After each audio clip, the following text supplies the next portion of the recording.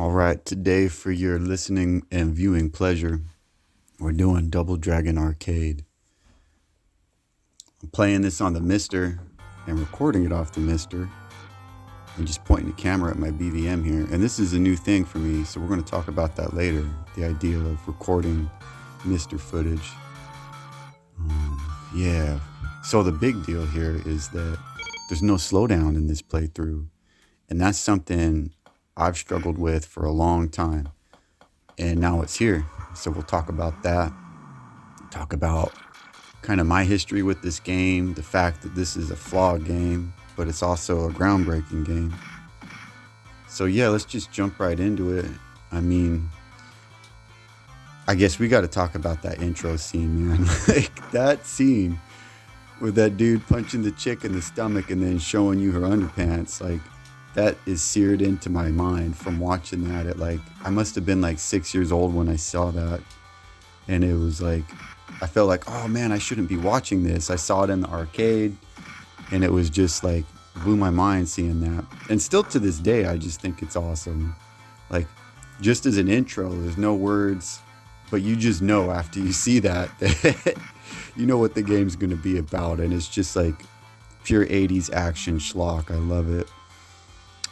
Yeah, so this game, right, gameplay wise, it's all about that elbow drop. And here in the beginning, I'm trying my best not to abuse the elbow drop, but you can hit jump and attack and he'll hit the person behind him with his elbow, and it does good damage, and it sits on the screen for a minute. So you can throw it early, throw it late, and it's still going to hit the guy as he's getting up. And the hitbox on it is just ginormous. Its priority is huge. It's overpowered. It's ridiculous. So, this is kind of a good game for baby's first one credit clear. This is a great game to one credit clear because you can just elbow drop your way through the whole thing. There's still some skill involved. There's parts that are difficult.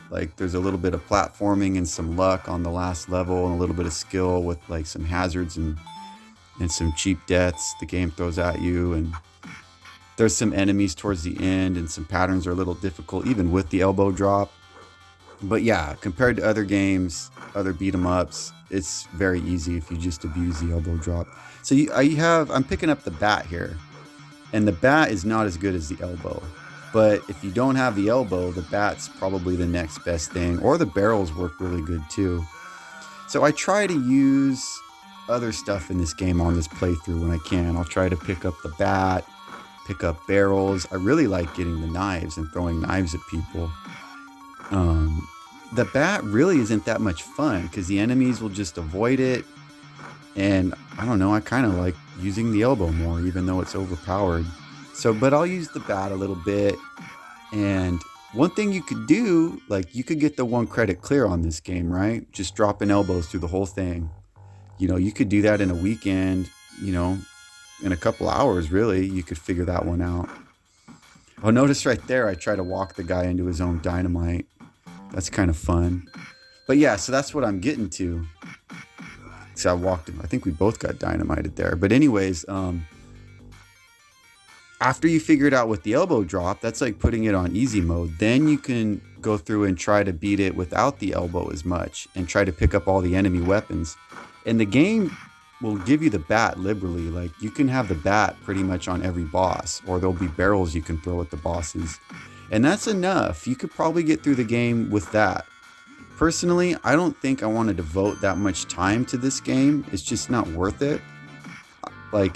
This game is fun for me to go back and play, but it's fun to just, okay, I'll pick this up every year or two and just elbow drop my way through it and enjoy it and listen to the intro music and see the beginning and end cutscene. And it's a short game. I think this is a 17-minute playthrough. So I love games like that where I can just pick them up, at the beginning or end of the night and just elbow drop my way through it. Oh, okay, check this out. So I just put turbo on. That's what this is about. That's why I'm making this video. I just turned turbo off. Now look how much slowdown there is. This is how this game has been played since it's been made until fucking yesterday when Jotego released this turbo mode for the MiSTer. if you play this on MAME, if you play it on the original PCB, if you play it on anything, it's going to have that slowdown until today. Now look, I just turned turbo on and it eliminates the slowdown, guys. It's like, I've always thought this game was cool, but it was just fatally flawed by that slowdown. It's just not worth playing with it. And I struggled, like all these different techniques and ways, and there's different revisions of the game that I felt like maybe removed some slowdown, but none of it worked. But this works. This turbo mode just does what we've always wanted it to do. So the slowdown in this game, if there's like more than, I think, 3 sprites on the screen, it'll slow down. And see that whip? That whip is a sprite. So if there's like 1 weapon and 2 enemies on the screen, you're having slowdown. Basically, only one enemy can be on the screen. So it's terrible. Like you guys saw that, right? Like how bad the frame rate dropped when I turned that turbo mode off. So that's why I'm making this video, is just excited about Jotego. He's got a Patreon. He released all the CPS 1, CPS 2 cores. Like he's released a whole bunch of other cores. And like, he's the only guy I patronize. Like I drop him the minimum $3 a month. Like that dude can have that $3 a month from basically now until the end of time, as far as I'm concerned, for all the stuff he's released. Like I've been saying this, guys, like MiSTer is better than original hardware. Like there is no better way to play this game. Like if you had an original Double Dragon arcade cabinet, that's fucking cool. That is a cool looking cabinet. You're better off popping a MiSTer in there, spending full price on the MiSTer, dropping $300 or whatever you got to do, sell your PCB and put this in there. If you actually want to play the game, this is the way to play the game. So I've always wanted to play the game like this with no slowdown. And it's always been in the back of my head, like, I bet this game's amazing once you remove the slowdown. And it's a good game. Just barely a good game, though. It's not a great game, but it is so old. Like, now that the slowdown's removed, I really did enjoy going through and playing it. But it's not a great game. It's not one I really want to, like, put on hardest difficulty and figure out how to beat it without no elbow. But it is fun. It is worth a playthrough. Like, the music, you guys heard the music in the beginning. That first track is awesome. But the rest of the music in the game is not good. Like, it's got some weird sound stuff going on. The sound effects are all right. Yeah, what else to talk about the game? The NES version of this game is better than this game, gameplay wise. Like, that is a great game to try to get a clear on. Like, it's just balanced better. I think you can do the elbow in that too, but it's not as OP as it is in this one. See, I love getting the knife. If you hit these guys, they drop a knife. You can tag them with it. I love that little blood splatter. I don't know why I really like that.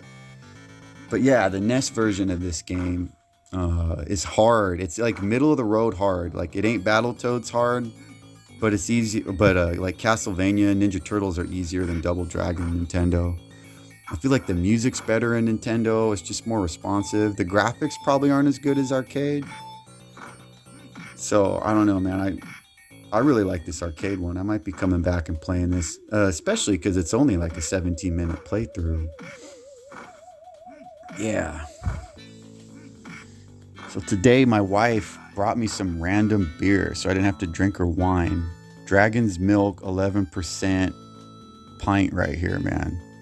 11% beer. Like, what the fuck did they do to this? Like, it tastes like wine. Oh, hey, this part right here.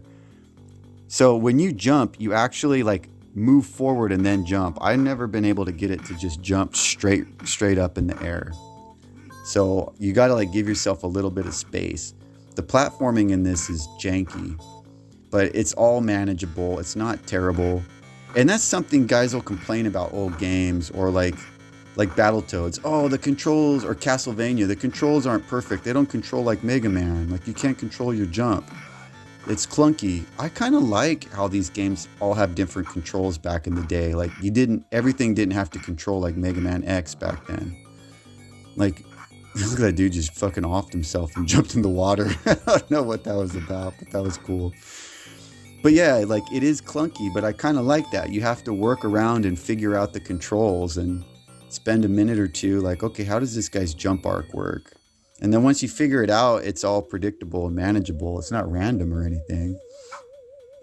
So yeah, it works fine. What was I going on about? Oh, my beer here.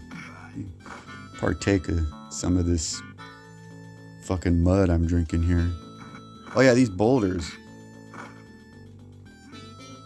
Yeah, these boulders. If you stay on like the far end of the screen, you can throw the boulder and it'll go all the way to the other side and you can pick it up again. But if you throw the boulder from the middle of the screen, you can't get it again.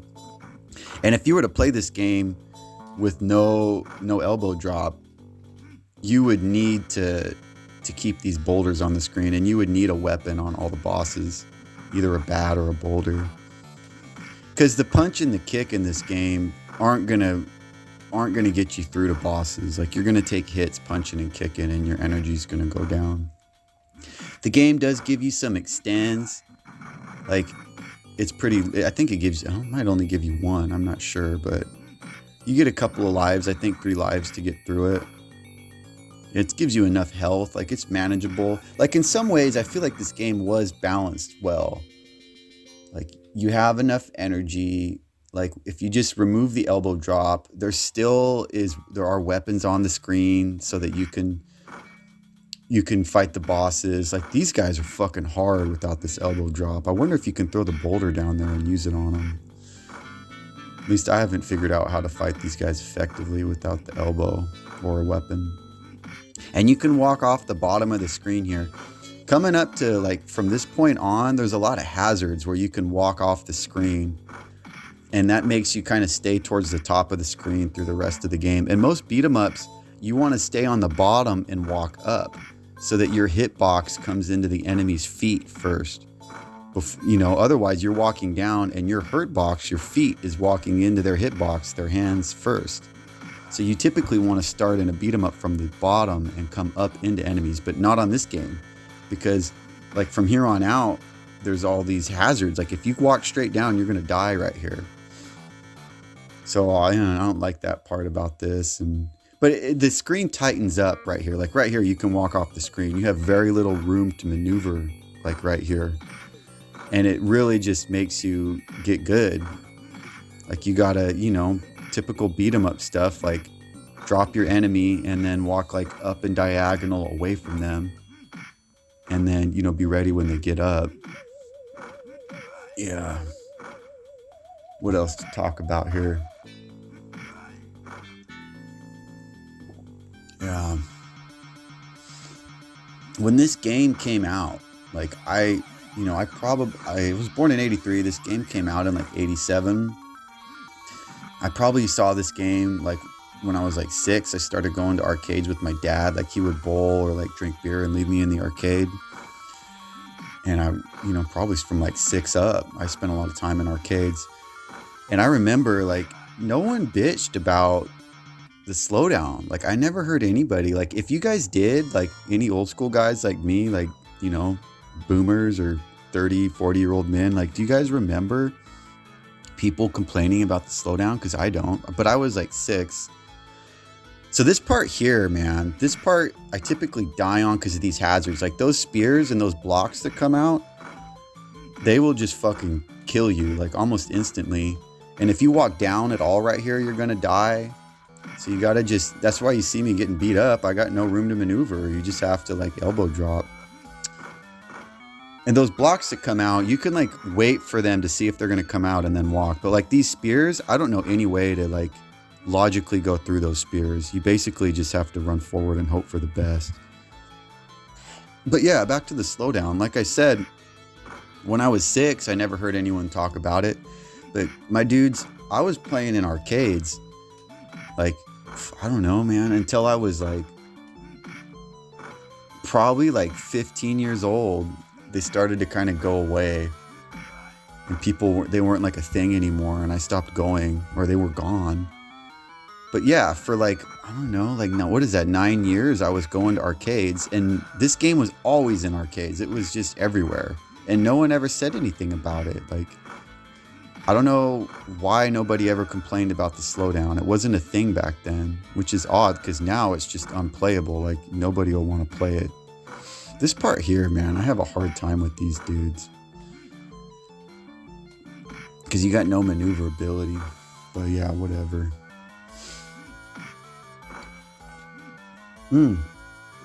Yeah, I wanted to tell you about recording footage off the MiSTer. So I'm using my iPhone here.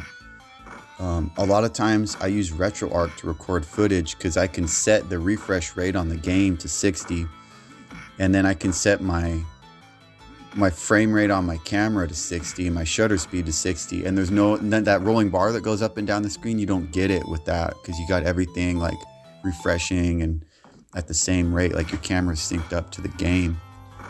But with MiSTer, these games ain't playing at 60 hertz exactly, my dudes. Like none of them are. None of the arcade games are exactly 60. They're all like fucking 54 or 59.8 or like 59.2, whatever. They ain't exactly 60. They're all a little bit off. So you always get a little bit of a rolling bar. So I've never recorded off MiSTer until now. I just figured it out. Like I have this program, I don't remember what it is, but on my iPhone, I show it in my other video. I got a video on how to record CRT footage with the camera. And I use that program, and I was just messing around with its default settings. And one of them is 4:3. So we're in 4:3 recording here. And I put it at like 25 frame rate, which doesn't make sense, right? Like, no, you don't want to record at 25 frames. That's way off. Normally you'd want it at 30 or 60. But I put it at 25, and it just, at its, when it just loaded, it's like automatic or whatever, its default settings, it just synced up. There was no rolling bar. Oh, by the way, if this dude with the gun hits you once, you're fucking toast. He's cool. But anyways, yeah, so it just, I'm like, oh shit, there's no rolling bar. So I locked all the settings right there. I hit the lock button, and then boom. It locked my ISO and locked my frame rate and locked my shutter, and no rolling bar, guys. And then, so I can't change the ISO, which is kind of a bummer. That's the thing. Like when you change the ISO and the shutter, they like affect one another.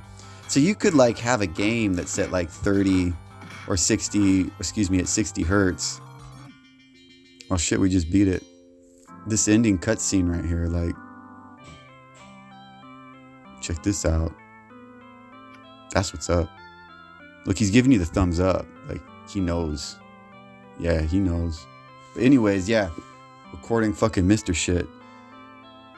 Where was I at with that? Like, oh yeah, like, all that stuff. ISO, shutter, it all affects one another. So even if you have your shutter at like 60 and the game's at 60 hertz, if you change your ISO, like, you might start getting that rolling bar. But yeah, whatever, guys. I like figured it out. So I can start recording MiSTer footage. I might do that because the MiSTer is the sharpest system I've ever seen. It's sharper than a 2-chip SNES. It's sharper than a Sega Genesis. It's sharper than RGB bonded Nintendo. It's way sharper than my computer with CRT EMU driver.